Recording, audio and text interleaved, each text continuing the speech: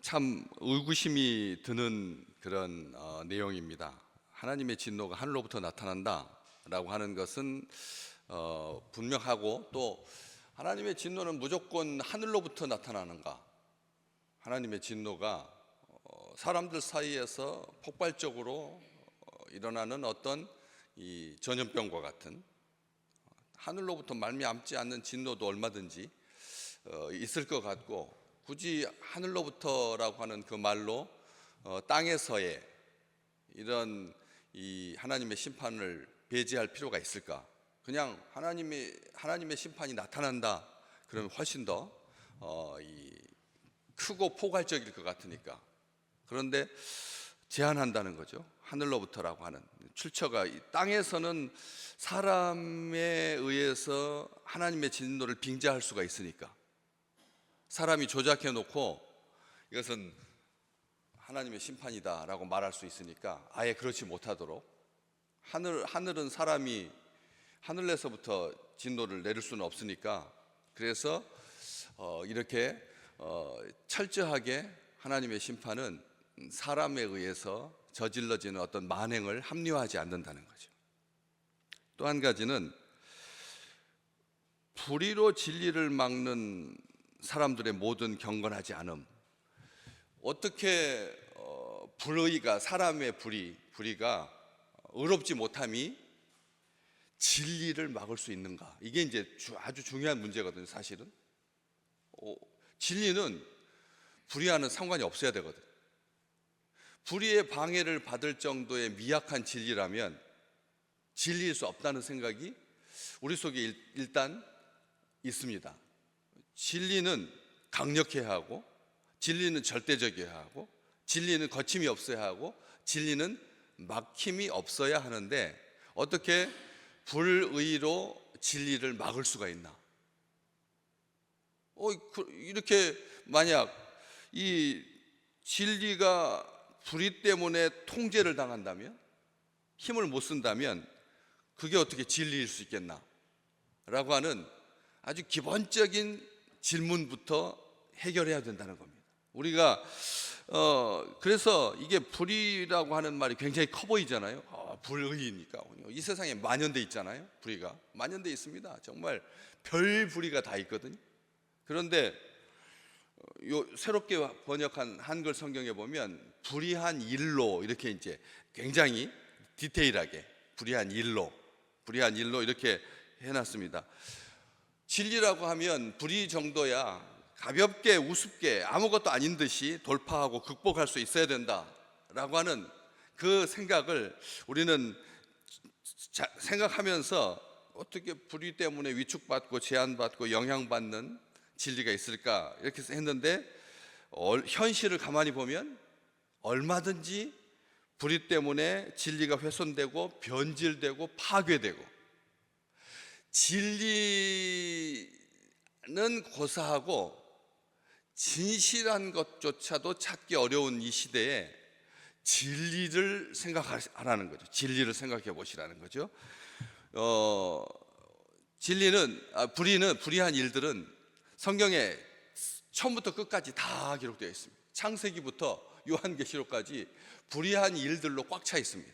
불의한 일들, 사람들이 저지르는 그런 불의한 일들이 얼마나 많은지 잠언 20장에 보면 하나님이 미워하시는 게 있다. 뭐냐? 한결같지 않은 저울추를 하나님이 미워하신다. 한결같지 않은 저울추, 이게 아무것도 아닌 것 같지 않습니까? 그런데 아주 심각한 진리를 위협하는, 진리를 가로막는 기초적인 사회 질서죠. 아무것도 아닌 것 같은데 한결같지 않은 그 저울추가 진리를 방해한다는 거죠. 가로막는다라고 하는 말은 진리를 완전히 무력화시킬 수는 없지만, 가로막는다라고 하는 말은 딱 버티고 서서 진리가 마음껏 확장될 수 하지 못하도록 이렇게 하는 그런 영향력을 미칠 수 있다는 겁니다. 분명하게 말하고 있는 겁니다. 진리, 그것을 아주 그림처럼 보여주는 그런 성경 말씀이 있습니다. 이사야 선지자를 통해서 이 불의가 어떤 일을 저지르는지 보시면 이사야서 59장 14절에 기록되어 있는데, 불의 때문에 정의가 뒤로 밀려나고, 불의 때문에 정의가 뒤로 밀려나고, 공의가 멀찌감치 서 있게 되고, 참 잘 보여주죠. 공의가 멀찌감치 서 있게 되고, 참됨이 광장에 걸려서 비틀거리고, 똑바름이 들어오지 못한다. 아멘. 저는 참 번역 잘했다고 생각합니다. 우리가 딱 그렇게 그림이 그려지는 거죠. 정의가 뒤로 밀려나고, 공의가 멀찌감치 서 있게 되고, 광장에서 참됨이 걸려서 비틀거리게 되고, 불의 때문에 똑바름이 들어오지 못한다. 이 불의가 진리를 막는 불공정한, 부당한, 가까이 있죠. 불의는 얼마나 가까이 있는지 모릅니다. 꽉 차 있기 때문에 진리가 들어오지 못하고 멈칫거리게 만든다는 거죠. 정의가, 공의가, 참됨이, 똑바름이 얼마나 어긋나니까, 우리가 얼마나 발람에 어그러진 길로 가고 있는지, 이 세상이 고의적으로 아주 굳게 서서 불의가 아주 이제는 당당해졌습니다. 불의가 이제는 진리 위에 서 있습니다. 불의가 진리 위에 서 있습니다. 차별과 불평등과 억압과 폭력과 학대와 착취와 협박과 거짓말과 의를 거절하는 음행과 우상숭배와 잔뜩 가득합니다. 얼마든지 있습니다. 문만 열고 나가면 죄가 그냥 널브러져 있거든요. 거기에 있습니다. 간음과, 이 성경에 바울이 쭉 그런 항목들을 이렇게 기록해 놨거든요. 이게 기록해 놨는데, 남색이라고 하는 말 요즘 못 들어봤죠. 남색이라고 하는 말, 여자 노릇하는 남자.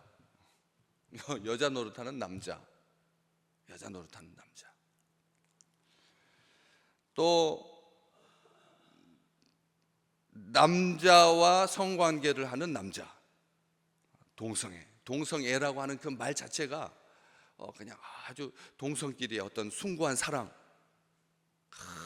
그냥 핍박받고 소수라고 해가지고 숨어서 하던 건데, 이제는 바깥으로 나올 수 있게 되었다.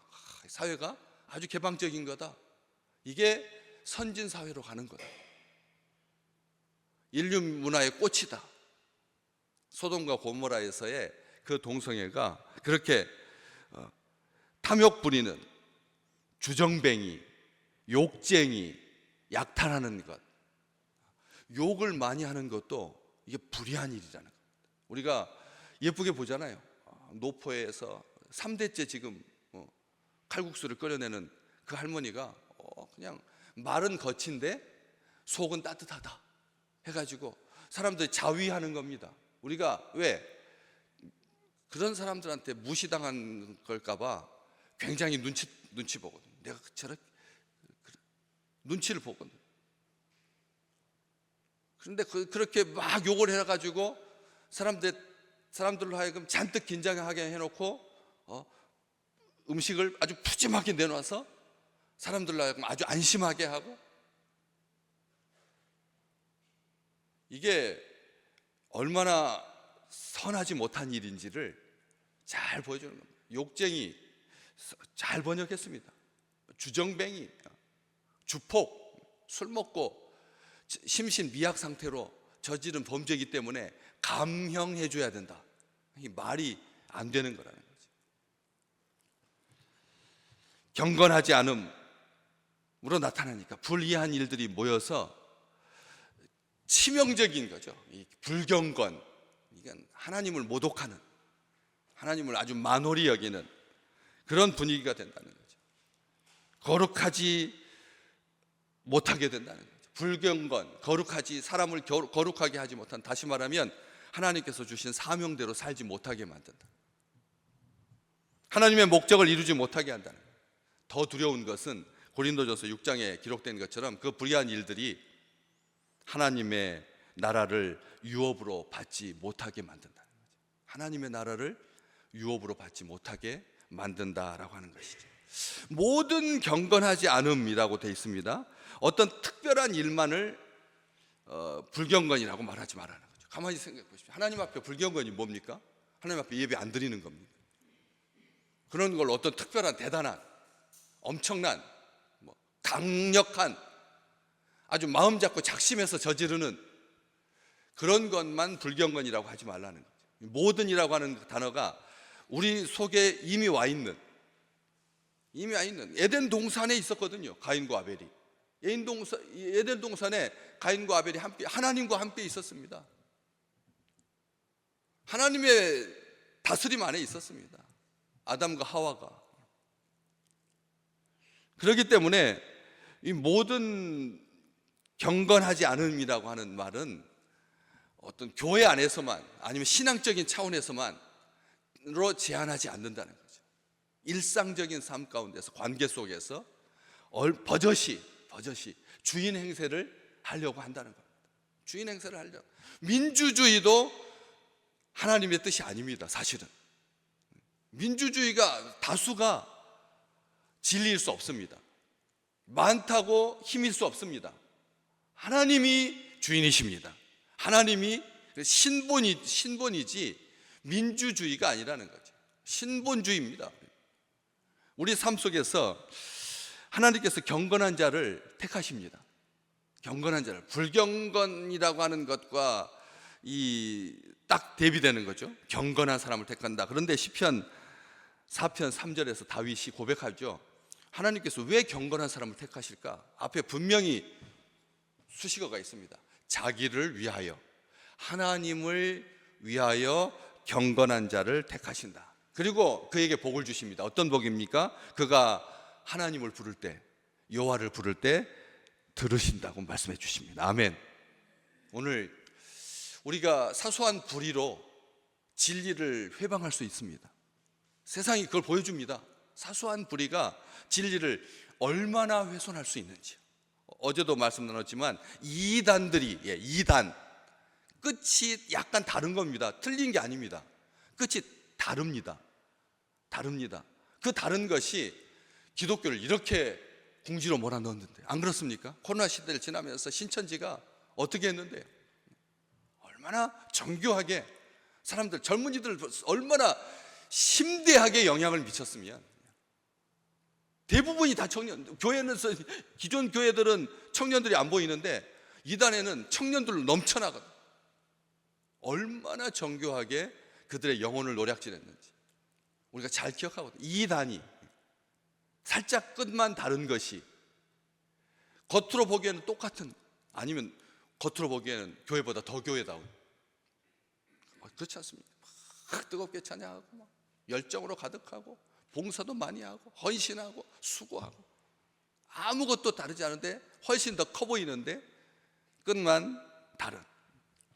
하나님께서 우리를 경건한 자들로, 남은 자들로 이 마지막 시대를 하나님께서 등불과 같이 사용하실 줄로 믿습니다. 여호와께서 들으신다라고 분명히 다윗은 고백하면서 시편 32편도 다윗이 썼거든요. 32편 6절에 보면 모든 경건한 자들은 주를 만날 기회를 얻어서 주께 기도할지니라.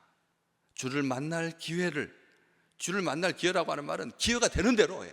때를 얻든지 못 얻든지 항상 주님을 만날 기회를 얻어서 주께 기도할지니라.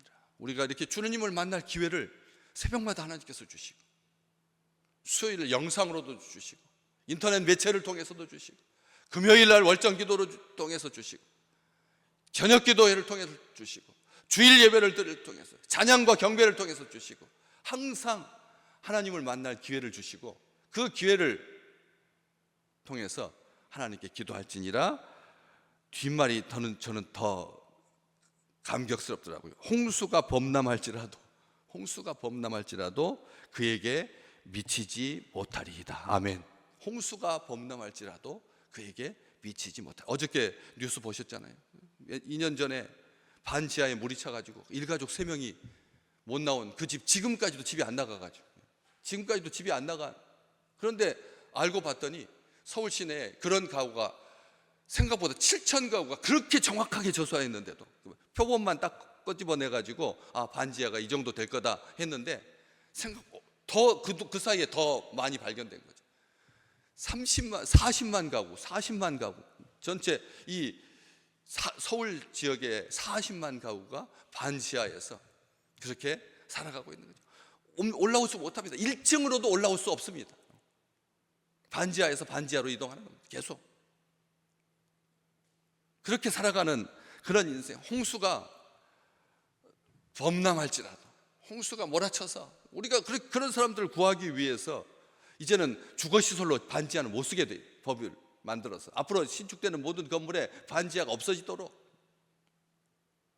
하나님께서 역사하실 줄로 믿습니다. 하나님께서 홍수로부터 홍수가 범람할지라도 그에게 미치지 못하게 하시도록 우리가 기도하는 거죠. 우리가 그렇잖아요. 포기할 수 없는, 주인들은 절대 거기에서 나오는 월세를 포기할 수 없어가지고 그것을 폐쇄하지 못합니다. 선하게 사용할 수 있도록 우리가 기도해야죠. 믿는 자들을 뭐의 어떤 홍수가, 음란함의 홍수가, 동성애의 홍수가, 차별금지법이라고 하는 탈을 쓰고 세대를 공략하고 있는 소수가 만약 진리라면 바람 피우는 남자가 진리해야 됩니다. 그렇지 않습니까? 소수가 진리라면 바람 피우는 남자가 진리해야 됩니다. 잘 기억하실 필요가 있어요.